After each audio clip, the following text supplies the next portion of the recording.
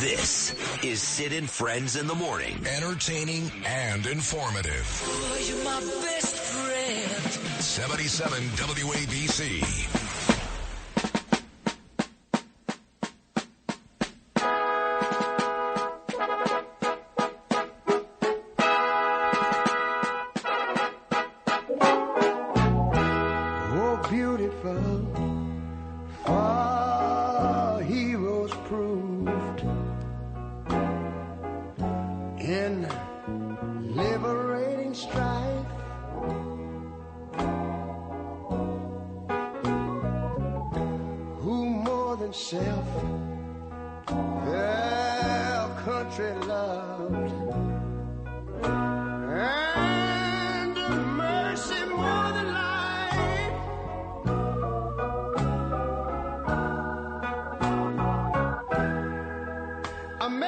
Gotta love these Democrats. The great Ray Charles. They're actually on CNN right now talking about how inflation, for the first time since 2021, is lower than 3%. Now, I don't know if you know this, but Kamala is supposed to speak about the economy, specifically the economy in North Carolina on Friday. So here they are making this big deal about the Harris economy speech coming up on Friday. And today they say, 2 days before, inflation lower than 3%. Well, I'll tell you this, okay? I got a lot of friends who are smart economic people, from Shane Siderman, who was on this show Monday, to Monica Crowley, to Larry Kudlow. Got them all on this show. Charlie Gasparino. Inflation is nowhere near 3%. The real inflation is probably 20%. But you dumb bastards out there watch TV and go, hey, look, he's doing a great job. Inflation, look, it's all the way down. One guy that won't fall for any of this is the great congressman. I always say in my lifetime the two best politicians from New York, maybe anywhere, are Rudy Giuliani and Peter King. And here he is, my friend. Peter King, good Wednesday morning, Peter. Sid, it's good to be with you, but I just want the record to show I've been waiting a half hour. Esposito's waiting a half hour. Mozzie gets on right away. She gets start treatment. She doesn't have to wait a second. But Anthony and I, we're lucky we're alive. I mean, talk about being pushed around. We were there during the tough times. Mozzie arrives as a star. Yeah. And we're forgotten. We're just like off in the corner somewhere. At least you're on, though. At least that's something.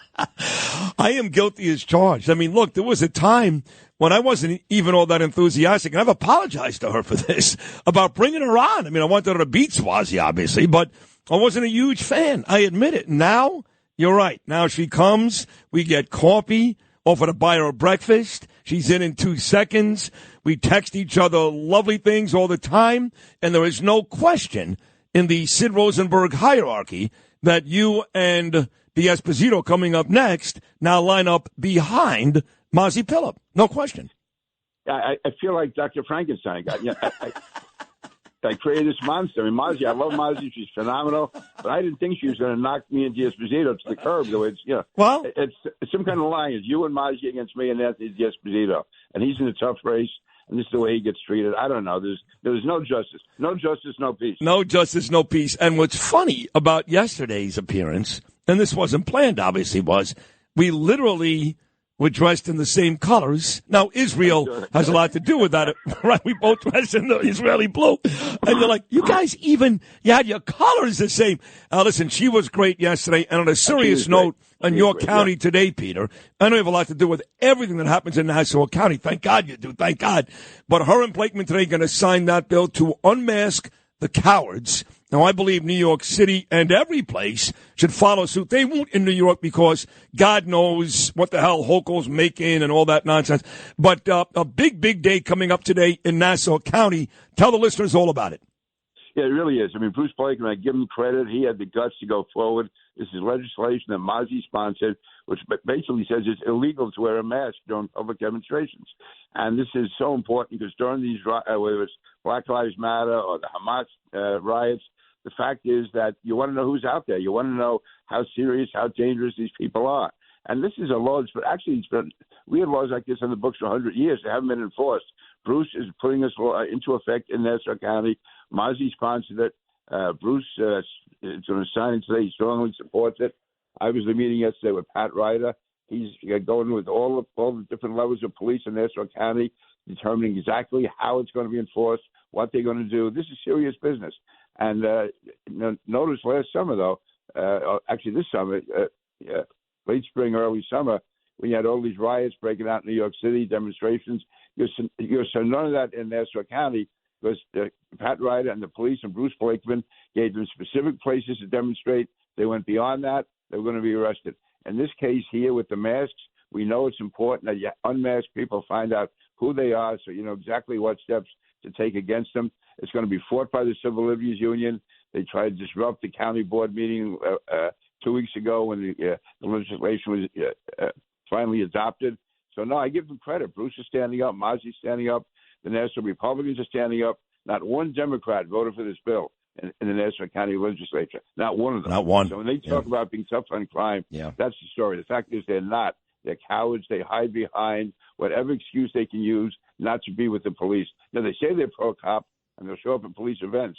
But when it comes down to it, they're not there. No, of course not. And just like Tim Walz says he's pro-Israel, but he hangs out with Ilhan Omar and hangs out with a Muslim cleric and people that think Hitler was actually a pretty good guy. Ari Ackerman is going to be there today. He was in studio with me a couple of weeks ago, Siggy Flicker's friend and part owner of the Miami Marlins, and he's going to be at that bill signing today. He was there with Mozzie the day they introduced it. He's a big, big fan of you guys in Nassau County. But, you know, sticking with these pro-Palestinians, you've been around long enough, Peter, to remember 1968, the DNC in Chicago. I was only one, but you certainly remember it. And I had Roger Stone on earlier. I've had other guests on this show, and they seem to think that this year will mirror what we saw in Chicago in 68. And we've already heard from a variety of people that these pro-Hamas, I don't call them pro-Palestinians, pro-Hamas will be out there in big numbers, which explain this to me. The Democrat Party hates the Jews. They hate them. I don't care what Harris says, what Walz says. They hate the Jews. Trump and the Republicans, they love the Jews. Why would these morons, these pro-Palestinian, pro-Hamas people, show up in big numbers at a Democrat rally in Chicago? Well, mainly they're opposed to the fact that Israel gives any assistance at all to the United States. So, you know, the Democrats are supporting Israel. I agree with you. They're not doing it anywhere near enough. But the fact that they are giving any support at all to Israel, the pro-Hamas people are against that. And they use it as an excuse to highlight this issue of theirs. And I don't mind it being highlighted because when you highlight, you look at it, what are you talking about? You're talking about vicious, brutal terrorists who attack and rape and destroy innocent people, innocent cities in Gaza and Israel. And they do whatever they have to do. These Hamas demonstrators, they have absolutely no morals whatsoever. And also, when it comes down to it, Sid, I know you keep saying it's anti-Israel, it's anti-Semitic. It is, but it's anti-American. These people are against countries that believe in Judeo-Christian values. So it's Israel, it's the United States. Right now, Israel is in the forefront, obviously living in the worst neighborhood in the world. But if it's not Israel, it's going to be us. So it's really, we are together on this totally in many ways, but certainly just from a strategic point of view, it's Israel and the United States are the enemies of these Hamas demonstrators out there on the street. They're pro-Hamas, anti-Israel. They're pro-Hamas, anti-American. And that's the reality of it. So last Tuesday, I was in Boca Raton still, my Florida trip. And that was the morning where Harris picked Tim Walz. A lot of us thought it'd be Josh Shapiro, but of course she doesn't want a Jew. That's the bottom line. I don't care what's his name is trying to sell everybody, David Axelrod. She didn't want a Jew, so she picks Walz. Okay, and that was Tuesday. So I was looking forward to discussing Walz with you on Wednesday. But as it turned out, my flight never left Fort Lauderdale Airport, and I wasn't there for last Wednesday's show. So you and I have not discussed Harris's choice of Tim Walz as vice president. What are your thoughts? Yeah, I knew Walz somewhat in the House.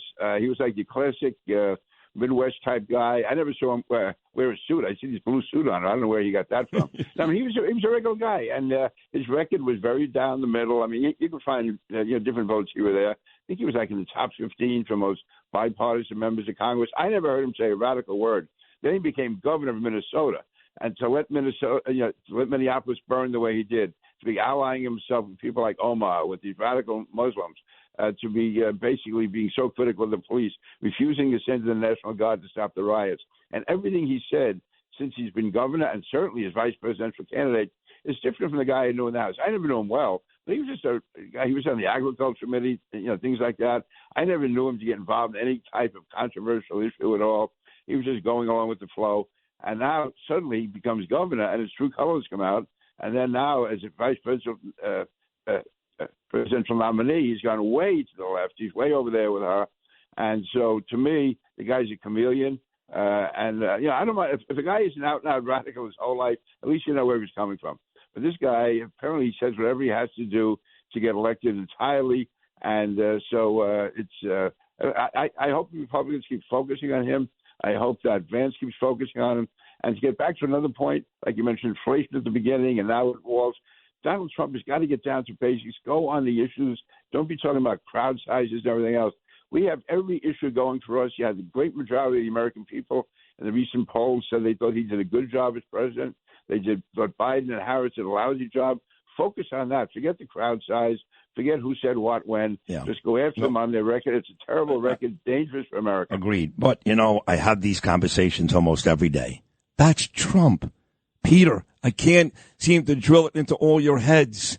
That's Trump. He hasn't changed. That's the guy who knocked down the walls and was vicious to everybody who he fell in love with in 2016. This idea that now he's older, he'll be more presidential. It's not him. It's not him. So this is what you have to make up your mind, okay? He's not changing. He's 78 years old. This is a guy that won, and he loves it. He loves spending time talking about these people. So here's the question for you. Not for you, but for voters, okay? Can you deal with that, with him questioning Kamala's color, right? And the other nonsense he talks about if you know his policies are better? Because we've been doing the same thing for 10 years. He's not going to change. That's Trump. That's why he won in the first place. Yeah, I can deal with it. The fact is, though, he's losing independent voters because of that. How do you know that? How do you know that? Every pollster I've spoken to. I don't even, you know what, I got to tell you, I talk to a lot of people, Peter, a lot, okay? I don't know one person, not one, who is not sure who they're voting for yet. Not one. You'll get almost any polls come out, whether it's among independent women or whatever, he is losing support among them. And I think it's overstated.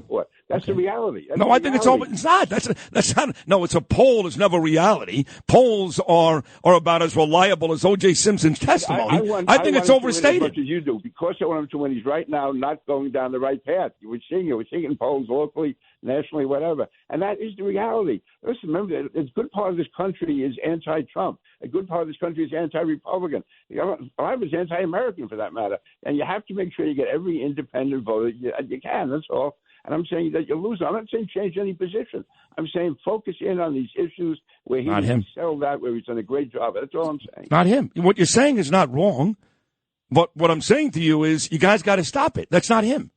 He loves it. You understand? He loves it. He loves it, but the country may not love it. And then he'll lose. That's him. Well, if he loses, we lose as Americans. I understand. I want to win. Trust me, I get it. But instead of every day Republicans and his supporter criticizing him, stop. Just talk about policies. How about we all just shut up? Let Trump be Trump. And be enthusiastic about him and all of his flaws and all of his inadequacies. Because I'm saying, let the American people know. Listen, most people don't even know who Kamala Harris is. If he says she's low IQ, nobody cares about that. If you lay out her entire record as Attorney General, as District Attorney, as Senator and Vice President, then the people will know about it. But he does that too. I agree with you. If I can get in Trump's ear, I would tell him what you're telling him right now. I can tell you this, and I know this for a fact. I'm going to see Trump next couple of days again. There are family members. There are people that work beside him every day that are telling him exactly what you're telling him. You understand that? He doesn't care. This is Trump. This is the guy that made the billions in real estate. This is the guy that took Apprentice to #1. This is the guy that's won 3 consecutive primaries. If you think at 78 years old, with all his success, he's going to start listening to anybody, you're nuts. So let's stop criticizing him and worrying about it, and let's just say his policies will save America. Who cares about everything else? Well, if he dominates the airwaves, he's talking about whether or not there's a big crowd or not. It's hard for us to get our message out about what a great job he did on taxes, what he did in the Middle East. No, you're right. The economy. That's all I'm saying. No, it's hard to argue. You're right, but I just don't see him changing. That's the problem. And you're right. It may cost him the election. It just might. But if you think in the next 2 months, all of a sudden, like this debate, Pete, you know how ugly it's going to get. We'll talk about her. I thought you were Indian, now you're black. 8 people show up to your event. I get $8 billion. He's going to do all of that. He's going to do that, no? I know.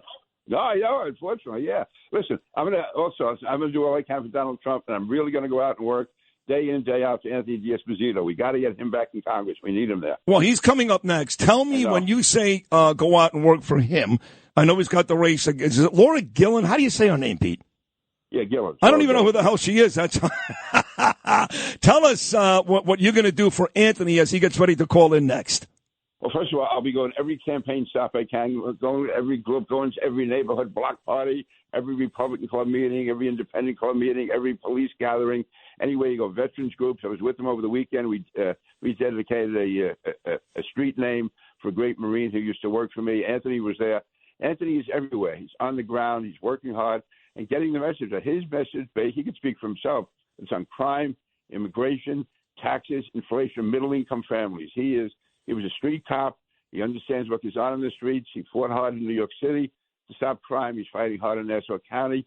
This is life. You check Facebook. He's at every event every day. Plus, he's down in Washington fighting hard. He's a fighter. He's not a showboat. He's not a show business guy. He's a down-the-street, tough fighter, and that's what we need. Like you are and have been and still are. I love you, man. That was a great segment. Peter King, thank you so much. We'll do it again very soon. Thank you. Great, Sid. You got it. You got it. There he is, the great Congressman Peter King. And look, again, I agree with Peter. Ideally, you'll be great, but it's just not Trump. It's not Trump. You're not being realistic. If you think Donald Trump, because he loves that stuff. He loves it. Gets off on that.